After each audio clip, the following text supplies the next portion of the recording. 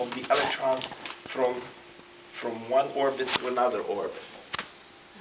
When you do transformation, which was another point that you discussed in one of your laws, and the transformation takes place through this equal sign, you're transforming energy to matter, it's instantaneous. So there is no time delay here. There are other examples like that. So you're really saying the more still you become, the faster you go? Yeah. Is it, in other words, But it's actually, I thought it was at the speed of light, but it's faster. it's faster. It's faster It's than, faster it's than- instantaneous. You're timeless. There's Because one, yeah. and I talked about this in this book, one is at the same time present everywhere. Yeah. And the way we know this is when we look at the spectrum of elements far away, and now we see that they have the same elements as we have. And so whether Wow. it was 10 million years ago, 10 billion, 3 billion years ago, the same laws, the same one existed and moved the universe. And so the present physicists somehow have not been able to grasp that. And so the zero is one area that you will be hearing down the road. Like the zero in mathematics, we are introducing here zero to nature, zero to physics, which is what some people call God, some call the ultimate, the source code. That is what that one, thank you, that one is. One is really a logarithmic zero. So on the slide rule, you will find that on the top left, on one side you have one, with logarithms you have zero. And it's very cleverly put together, because the base of how the 2.71, how it works, has been computed from the honeycomb, where the bee stores the sweet honey. That is the mathematical foundation for the E. Did you know that? No, I didn't know that. They don't teach that.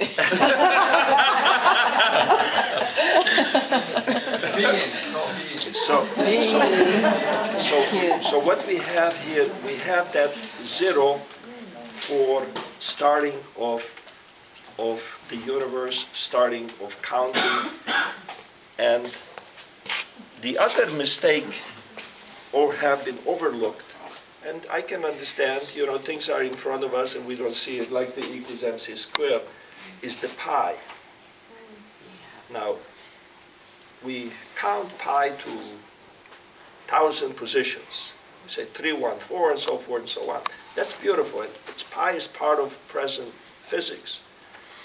But what physicists have overlooked is that the pi that they put in the equation that represents motion. So you have an electron spinning and moving. So it's not just circular pi on the Earth, but when you make the pi here, our Earth is spinning Inside the pi. and moving, and the sun is spinning and moving, and the galaxy is spinning and moving. And the cluster of galaxies is spinning and moving.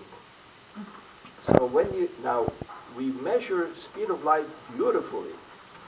And we say between this point in empty space. So you have to measure pi in empty space.